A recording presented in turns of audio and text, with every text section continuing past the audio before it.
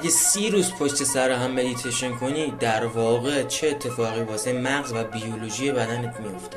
شما اگه 30 روز پشت سر هم به صورت منظم تمرینات مدیتیشن یا همون مراقبه رو انجام بدین، در نهایت اتفاق خاصی قرار نیست بیفته که فکر کنه یک معجزه‌ای میخواد رخ بده، یا مثلا ترک کالبد میکنه، یا نمیدونم روح از تنتون جدا میشه و نمیدونم این داستان ها. هم چیزی نیست. شما اتفاقا وقتی مدیتیشن میکنین چیزی به دست نمیارین، اتفاقا چیزی هم دست میدید و به یک سری چیزا آگاه میشین. مثلا آگاه میشین که چقدر ذهنتون شلوغه. خیلی مدیتیشن میکنن که ذهن خاموش کنن، ولی وقتی شروع میکنن مدیتیشن میگن چرا ما انقدر ذهنمون شلوغ‌تر شده. اتفاقا ذهنتون شلوغ‌تر نشده، به شما به ذهنتون آگاه شدید که چقدر شلوغ بوده و شما نمیدونستید. وقتی شروع میکنیم مدیتیشن تازه میفهمیم اوه چقدر ذهن من چقدر شلوغه، چقدر سر و صدا توشه، 30 نفر دارن توش حرف میزنن.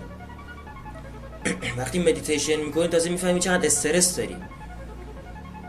پس هفته اول که مدیتیشن شروع میکنی اتفاقا آرامشتون بیشتر نمیشه، استرابتون هم بیشتر میشه. تازه چرا؟ چون داریم با خودتون روبرو میشین، چون داریم میفهمیم آقا تو این مغز چه خبره، تو ذهن من چه خبره، چه قوقاییه توش.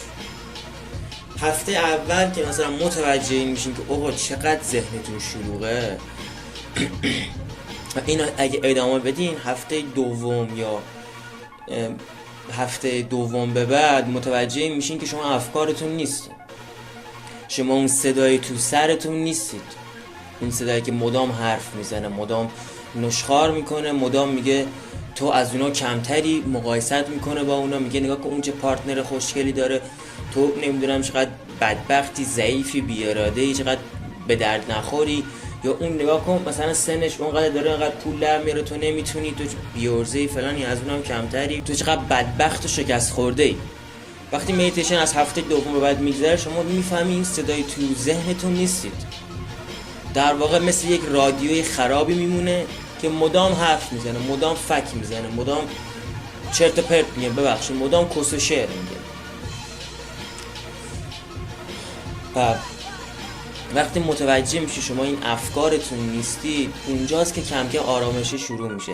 و واسه خود من این واسه اولین باری که فهمیدم مثلا من افکارم نیستم و وقتی یه فکری به وجود میاد من دلیل بر این نیست که بخوام بهش فکر کنم، خیلی حس خوبی بود. چون من یک سری افکار بیماریزا داشتم و هر موقع این فکر به سرم میزد من دیوانه میشدم، خودم می‌خواستم کلام بکنم تو دیوار، چون فکر میکردم منم که دارم این فکر رو میکنم.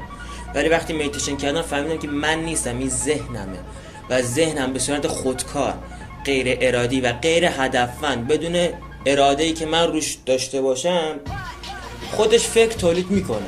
چه بخوای چه نخوای، چه استاد مدیتیشن باشی چه نباشی، این فکر تولید میکنه. مکانیزمش همین جوریه، مثل مکانیزم بدن ما که قلبمون میتپه، ذهنم مکانیزمش اینه که فکر تولید کنه. ولی اونجای داستان بعد میشه که شما فکر کنین افکارتون هستید، در واقع شما افکارتون نیست، شما ناظر بر افکارتونه. کسی هستید که اون فکرها رو داره و داره مشاهدهش میکنه. و شما وقتی پشت سر هم مدیتیشن میکنید، اولا که یک دیسیپلینی پیدا میکنید که یک کاری رو حتی اگه حال نداشتین هم انجام بدید، حتی 1 دقیقه، و این دیسیپلین خیلی کمکتون میکنه تو خیلی از کارا. 2 اینکه خودآگاهیتون بیشتر میشه، میفهمید چقدر قوقایی تو درونتون. و یعنی بهترین نتیجه‌ای که میگیرید از مدیتیشن اینیه که متوجه میشه شما افکارتون نیستید، شما بدنتون نیستید، شما حتی این هویتی که توی زندگی اجتماعی واسه خودتون درست کردین که من مثلا دندونپزشکم، من نمیدونم آشپزم، من فلان، حتی اینا هم نیستید، مشکلاتتون هم نیستید. شما یک آگاهی خالصین که اینا رو داره تجربه میکنه. و این یه چیزی نیست که من بخوام مثلا با حرف بهتون توضیح بدم، باید خودتون درکش کنید. این ویدیو این ویدیو اولین ویدیو چنل منه و برام مهم نیست که صدام چجوریه، تصویرم چجوریه، قراره چه نظراتی داشته باشم، کیا میخوان چه نظراتی بدن، چون من فقط خواستم شروع کنم. برام مهم نیست الان مثلا ویدیو خوب باشه نه باشه، چون اولین ویدیومه و قطعا همه اولین ویدیوشون خوب نیست.